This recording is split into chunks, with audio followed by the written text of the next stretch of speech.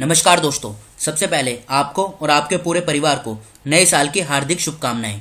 देखो, डेट है आज की 1 जनवरी 2021। स्वागत है आपका करंट अफेयर न्यूज डिस्कशन में। इस डिस्कशन की पीडीएफ का लिंक डिस्क्रिप्शन बॉक्स में आपको नीचे मिल जाएगा। हमारी क्लासेस इस मॉडल पर चलती हैं जिसमें हम डेली करंट अफेयर कवर करते हैं, साथ में स्टेट वाइज करंट अफेयर भी कवर करते हैं और वीडियो के आखिरी में स्टैटिक जीके का डेली एक टॉपिक भी कवर करते हैं। और इस डिस्कशन में आपके लिए रिवीजन क्विज भी रखे जाते हैं। तो चलो अब आज की क्लास को हम स्टार्ट करते हैं। पहला क्वेश्चन, भारत श्रीलंका संयुक्त कार्य समूह की कौन सी बैठक आभासी मोड के माध्यम से आयोजित की गई? तो अभी हाल ही में भारत श्रीलंका संयुक्त कार्य समूह की चौथी बैठक आभासी मोड के माध्यम से आयोजित की गई। कौन सी मीटिंग हुई थी? Fourth meeting. इसमें हुआ क्या? देखो, फिशरमैन और फिशिंग बोट से संबंधित जो भी इशू है उसे डिटेल के साथ इस मीटिंग में कवर किया गया। तो सी इस क्वेश्चन का सही आंसर है। ये तो हुई है फोर्थ मीटिंग। पूछा जाए फर्स्ट मीटिंग कब हुई थी, तो ये हुई थी 2016 में। कहां पर? नई दिल्ली में। दूसरी मीटिंग पूछी जाए ज्वाइंट वर्किंग ग्रुप की, ये कब हुई थी? तो ये हुई थी अप्रैल 2017 में। कहां पर हुई थी? देखो, ये हुई थी श्रीलंका के कोलंबो में।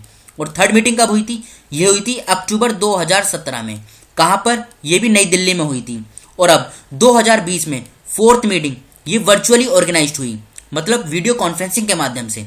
अब बात करें श्रीलंका की, कैपिटल क्या है श्रीलंका की? देखो, इसकी दो कैपिटल हैं। एक तो है कोलंबो जो कि एग्जीक्यूटिव और जुडिशियल कैपिटल है, और दूसरी है श्री जयवर्धने पुराकोट्टे, ये इसकी लेजिस्लेटिव कैपिटल है।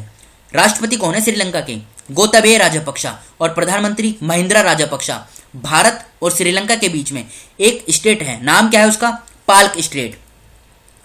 विभिन्न कौशल में प्रशिक्षण प्रदान करने के लिए किस राज्य में नए सरकारी उपकरण कक्ष और प्रशिक्षण केंद्र स्थापित किए जाएंगे? तो देखो, अभी हाल ही में डिफरेंट स्किल्स में ट्रेनिंग प्रोवाइड करने के लिए न्यू गवर्नमेंट टूल रूम और ट्रेनिंग सेंटर स्टैब्लिश किए जाएंगे। कहां पर? कर्नाटका में। कर्नाटका में 5 लोकेशन पर।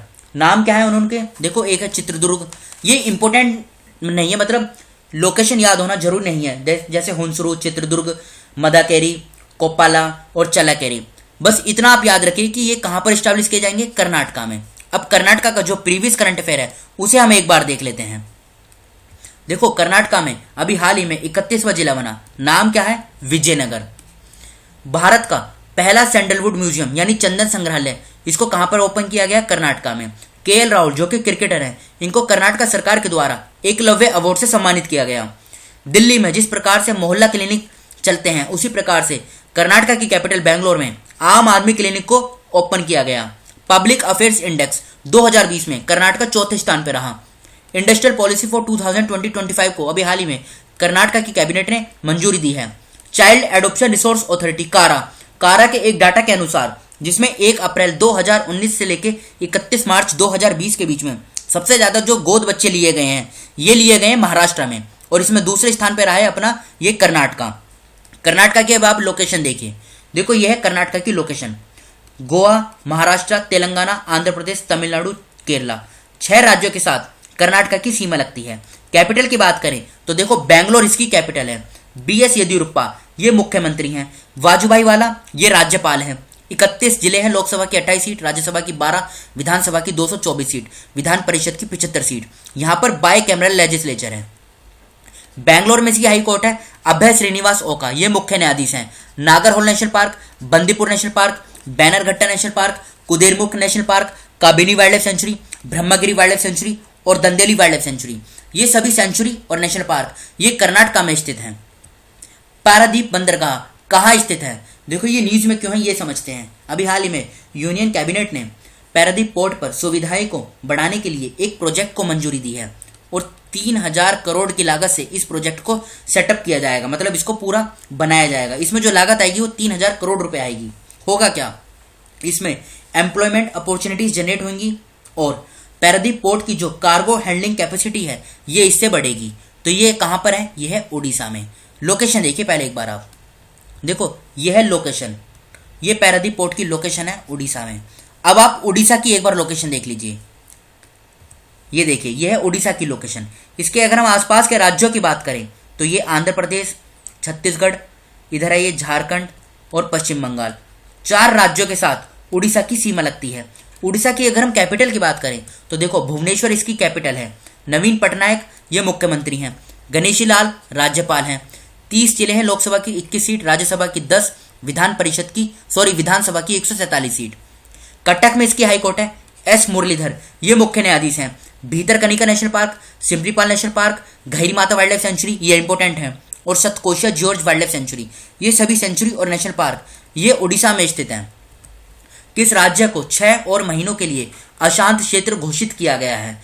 तो अभी हाल ही में नागालैंड को 6 और महीनों के लिए अशांत क्षेत्र यानी डिस्टर्ब्ड एरिया घोषित किया गया है। इससे होता क्या है, देखो जो कोई भी एरिया डिस्टर्ब्ड एरिया घोषित किया जाता है तो वहां पर एफसा लगाया जाता है, AFSPA। ये है क्या, देखो इसको पूरा नाम जानते हैं, armed forces special powers act. Act कौन सा है? 1958। ये पार्लियामेंट ऑफ इंडिया का एक एक्ट है जिसमें इंडियन आर्म्ड फोर्सेस को स्पेशल पावर दी जाती है जिससे कि वो डिस्टर्ब्ड एरिया में पब्लिक ऑर्डर मेंटेन करने के लिए उनको ऐसी पावर दी जाती हैं।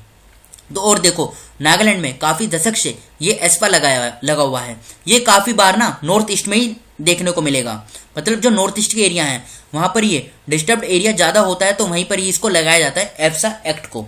एक्ट याद रखेगा 1958। अब बात हुई है इसमें नागालैंड की, तो सबसे पहले आप नागालैंड की लोकेशन देखिए। देखो ये है नागालैंड की लोकेशन। इसके अगर हम आसपास के राज्यों की बात करें तो ऊपर अरुणाचल प्रदेश, इधर आसाम और ये मणिपुर, 3 राज्यों के साथ सीमा लगती है और म्यांमार के साथ ये इंटरनेशनल बाउंड्री भी बनाता है। अब ये इसकी कैपिटल क्या है नागालैंड की? देखो कैपिटल है कोहिमा। मुख्यमंत्री कौन है? निफ्यू रियो। RN रवि राज्यपाल हैं। 12 जिले हैं, लोकसभा राज्यसभा की 1-1 सीट, विधानसभा की 60 सीटें हैं। गुवाहाटी में इसकी हाईकोर्ट है और N कोटेश्वर सिंह ये मुख्य न्यायाधीश हैं। बाउंड्री अभी हमने मैप के माध्यम से बहुत अच्छे से देख ली है। P रवि कुमार को किस राज्य का नया मुख्य सचिव नियुक्त किया गया है? तो अभी हाल ही में P रवि कुमार को कर्नाटका का नया चीफ सेक्रेटरी अपॉइंट किया गया है। ये इस क्वेश्चन का सही आंसर है। कर्नाटका के बारे में हमने डिटेल से पहले ही अच्छे से कवर कर लिया है। किस राज्य सरकार ने शादी अनुदान योजना शुरू की है? तो अभी हाल ही में उत्तर प्रदेश की सरकार ने शादी ग्रांट योजना को मंजूरी दी है, मतलब इसको लॉन्च किया है। इसमें होगा क्या, उत्तर प्रदेश के अंदर वो लोग जिनकी आर्थिक स्थिति मजबूत नहीं है तो उनके घरों में जो बेटियों की शादी होगी, मतलब उनकी जो बेटियों की शादी होगी तो उसमें उत्तर प्रदेश की सरकार के द्वारा 51,000 रुपए की सहायता प्रदान की जाएगी। तो 20 क्वेश्चन का सही आंसर है। अब बात हुई है इसमें उत्तर प्रदेश की, तो उत्तर प्रदेश का जो प्रीवियस करंट अफेयर है उसे हम देख लेते हैं। देखो उत्तर प्रदेश के हर एक जिले में एक वुमेन हेल्प डेस्क स्टैब्लिश किया जाएगा। कहाँ पर? उत्तर प्रदेश के हर एक जिले में। उत्तर प्रदेश की सरकार ने वुमेन एम्पावरमेंट के लिए और उनकी प्रोटेक्शन के लिए मिशन शक्ति अभियान चलाया था। Third point, defence minister Rajnath Singh ji ने उत्तर प्रदेश की कैपिटल लखनऊ में सुपर स्पेशलिटी कैंसर हॉस्पिटल का उद्घाटन किया। फोर्थ पॉइंट, वो लेबर्स जो उत्तर प्रदेश के अंदर हिस्टोरिकल और रिलीजियस टूर करते हैं उनको उत्तर प्रदेश की सरकार के द्वारा फाइनेंशियल असिस्टेंस प्रोवाइड की जाएगी। Fifth point, Indian tourist statistics, इस रिपोर्ट के अनुसार डोमेस्टिक टूरिज्म में उत्तर प्रदेश पहले स्थान पे है, मतलब उत्तर प्रदेश में सबसे ज्यादा जो लोग उत्तर प्रदेश में घूमना पसंद करते हैं, और फॉरेन टूरिज्म में तमिलनाडु पहले स्थान पे है। सिक्स पॉइंट, उत्तर प्रदेश के गवर्नर राज्यपाल नाम क्या है? आनंदीबेन पटेल। इन्होंने वुमेन एम्पावरमेंट और प्रोटेक्शन के लिए सेफ सिटी प्रोजेक्ट को स्टार्ट किया था। सेवंथ पॉइंट, मानव तस्करी को रोकने के लिए उत्तर प्रदेश के हर एक जिले में anti human trafficking police station establish किए जाएंगे। 8 पॉइंट, उत्तर प्रदेश की सरकार ने डिजिटल लाइब्रेरी स्टार्ट की थी। 9 point, German footwear major company नाम क्या है? Von Wellx. इसने उत्तर प्रदेश के आगरा में 2 फुटवेयर यूनिट्स का उद्घाटन किया।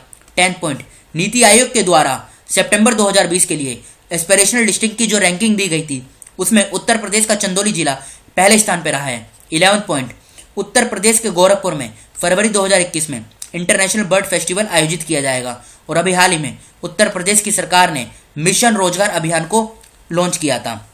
अब देखो बात हुई है उत्तर प्रदेश की, तो उत्तर प्रदेश की लोकेशन देखिए पहले आप। यह है उत्तर प्रदेश की लोकेशन। इसके अगर हम आसपास के राज्यों की बात करें, उत्तराखंड, हिमाचल प्रदेश, हरियाणा, ये दिल्ली है, राजस्थान, मध्य प्रदेश, छत्तीसगढ़, बिहार और ये झारखंड है। देखो एक तो इसमें आता है यूटी जो है दिल्ली, और 8 राज्य हैं, इनके साथ इसकी सीमा लगती है, तो टोटल मिलाकर 9 हो गए राज्य और यूटी। देखो अब यहाँ से 2 क्वेश्चन इंपॉर्टेंट बनते हैं। एक तो ऊपर ये देखिए नॉर्थ में यहाँ पर एक जिला है जिसकी सीमा उत्तराखंड, हरियाणा और हिमाचल प्रदेश तीनों के साथ लगती है। इस जिले का नाम क्या है? यह है देखो सहारनपुर। याद रखेगा, सहारनपुर उत्तर प्रदेश का जिला है जिसकी सीमा हरियाणा, हिमाचल प्रदेश और उत्तराखंड के साथ लगती है। उसी प्रकार से यहाँ पे नीचे ये जो जिला है इसकी सीमा मध्य प्रदेश, छत्तीसगढ़, झारखंड और बिहार के साथ लगती है। इस जिले का क्या नाम है? इस जिले का नाम है सोनभद्र।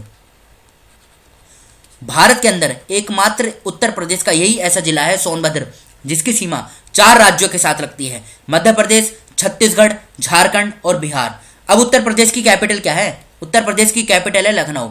योगी आदित्यनाथ मुख्यमंत्री हैं, आनंदीबेन पटेल ये राज्यपाल हैं।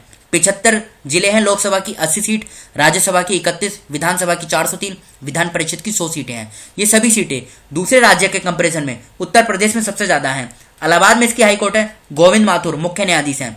दुधवा नेशनल पार्क और पीलीभीत टाइगर रिजर्व, ये दोनों टाइगर रिजर्व और नेशनल पार्क उत्तर प्रदेश में स्थित हैं।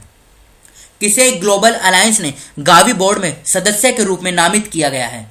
तो देखो अभी हाल ही में हमारे health and family welfare minister, नाम क्या है? डॉक्टर हर्षवर्धन, इन्हीं को गावी बोर्ड में एज ए मेंबर नॉमिनेट किया गया है ग्लोबल अलायंस के द्वारा। बात करें दूसरे ऑप्शन की, सुनील कुमार को, इनको भी बीएसएफ में आईजी यानी इंस्पेक्टर जनरल अपॉइंट किया गया है।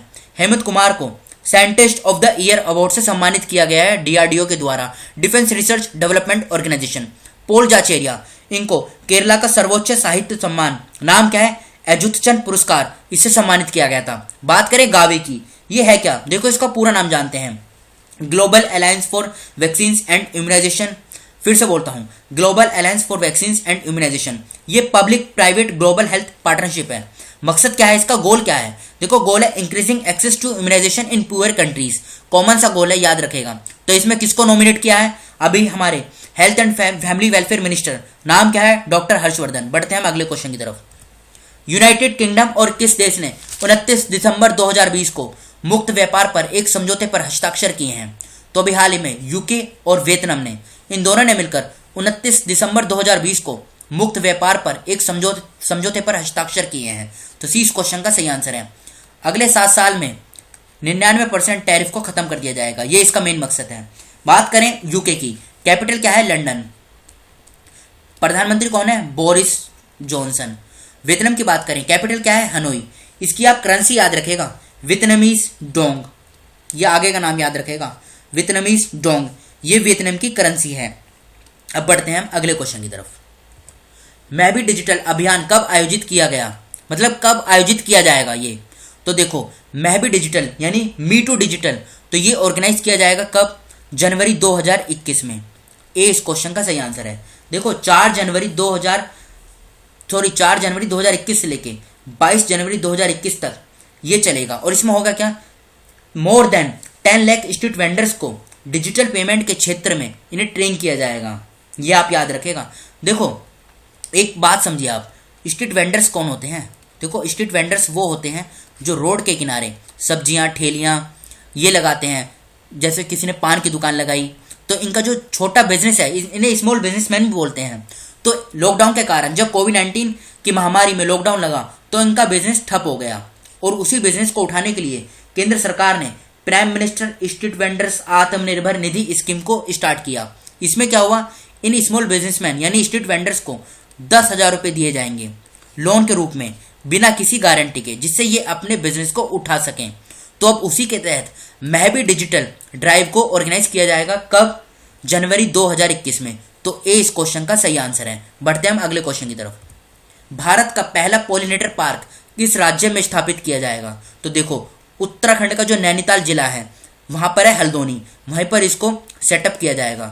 पॉलिनेटर क्या होते हैं? देखो जो ऐसे फूल होते हैं ना, इनके ऊपर जो पॉलिनेटर कुछ लगा होता है, जब यहाँ पर मधुमक्खियाँ बैठती हैं या फिर बर्ड्स बैठती हैं और यहाँ पे जो वो पॉलिनेटर लगा होता है उसे वो जब दूसरे फूल पे ले जाती हैं तो ये ऐसे रिप्रोडक्शन काम करता है।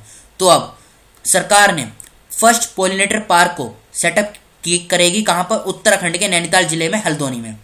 देखो पॉलिनेटर स्पीसीज को कंजर्व करना इसका मकसद है और लोगों के बीच में पॉलिनेटर स्पीसीज के जो इंपॉर्टेंस है उसको बताना कि इनकी क्या इंपॉर्टेंस है। तो इसी के लिए अब सरकार उत्तराखंड के नैनीताल जिले में हल्द्वानी में देश का पहला पॉलिनेटर पार्क को स्टैब्लिश किया जाएगा केंद्र सरकार के द्वारा। तो ये थे हमारे आज के क्वेश्चन। अब देखो 2 क्वेश्चन आपको बताने हैं। पहला क्वेश्चन, किस शहर में बाल सुलभ पुलिस स्टेशन का शुभारंभ किया गया? इसका क्वेश्चन आपको बताना है, मतलब इस क्वेश्चन का आंसर आपको बताना है कमेंट बॉक्स में खुद से। दूसरा क्वेश्चन, अमिताभ जैन को किस राज्य का मुख्य सचिव नियुक्त किया गया है? तो इन दोनों क्वेश्चन का आंसर आपको बताना है कमेंट बॉक्स में खुद से।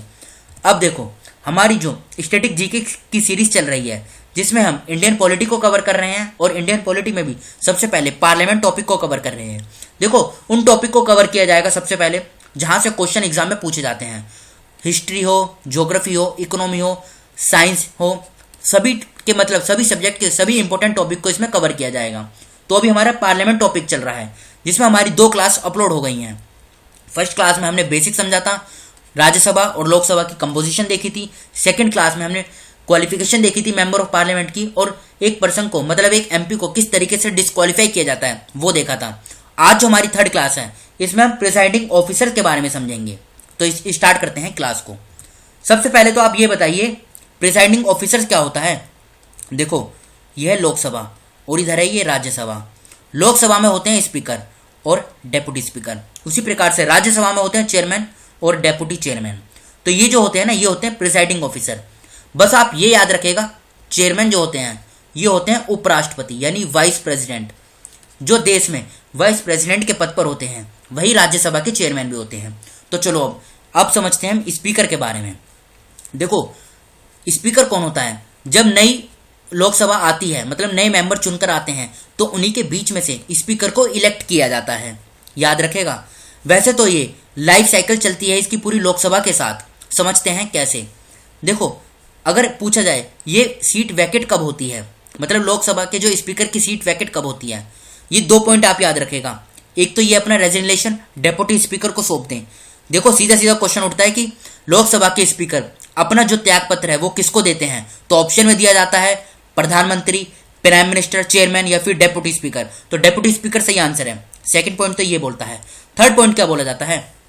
देखो, जब कोई रिजोल्यूशन लोकसभा में मतलब डाला जाता है इनके खिलाफ, मतलब जिनसे इन्हें हटाया जाए, तो उसमें इन्हें 14 दिन का एडवांस नोटिस दिया जाता है स्पीकर को कि भैया आप अपने बारे में जो भी आपको मतलब अपने बचाव करना है वो आप कर सकते हैं। अब इस बीच में आप एक बात याद रखेगा, जब ये कंसिडरेशन में चलता है ना ये ऑर्डर, मतलब ये रिजोल्यूशन, तो उसमें ये प्रिसाइड नहीं कर सकते हैं हाउस की सिटिंग को, भले ही ये उसमें प्रेजेंट हो।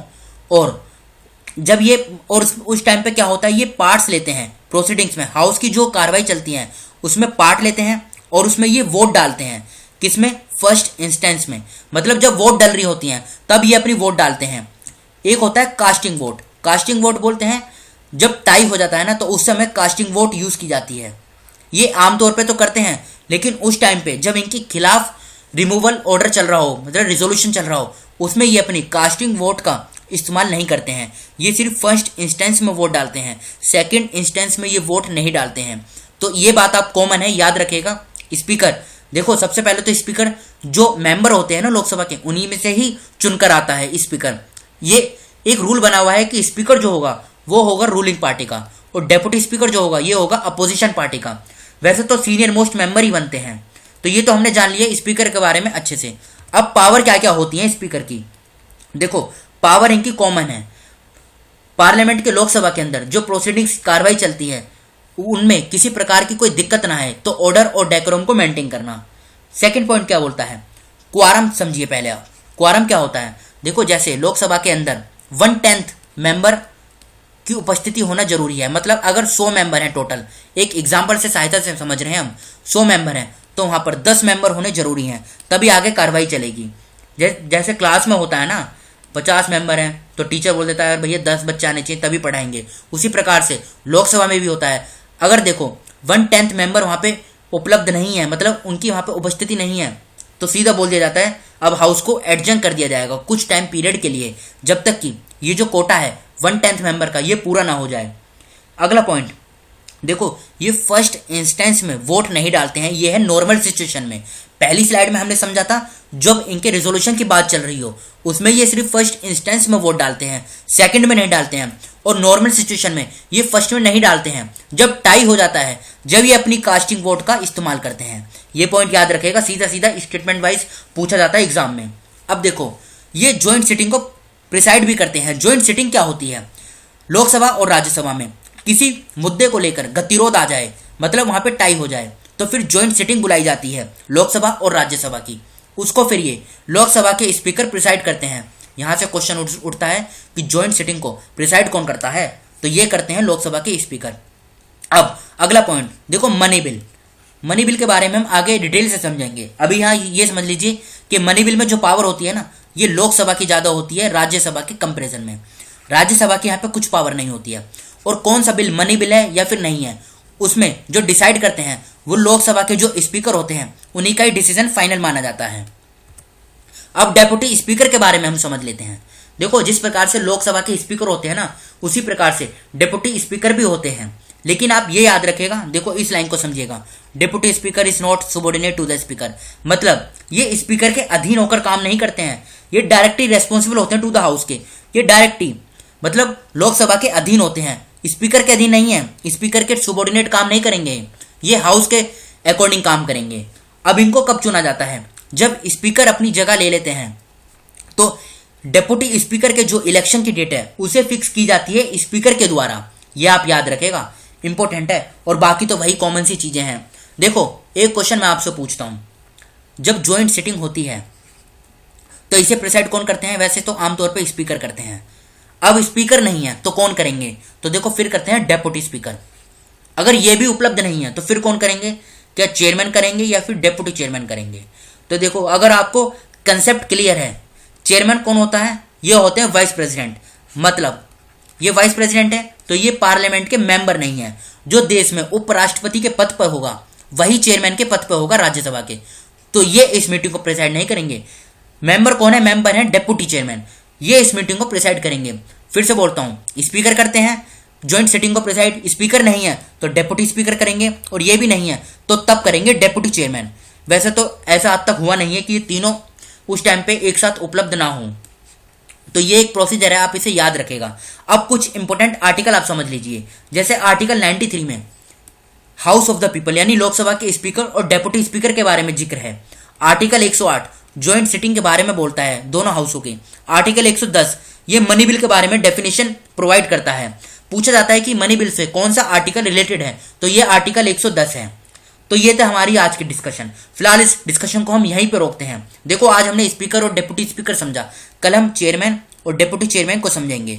तो फिलहाल इस डिस्कशन को हम यहीं पे रोकते हैं। Thank you.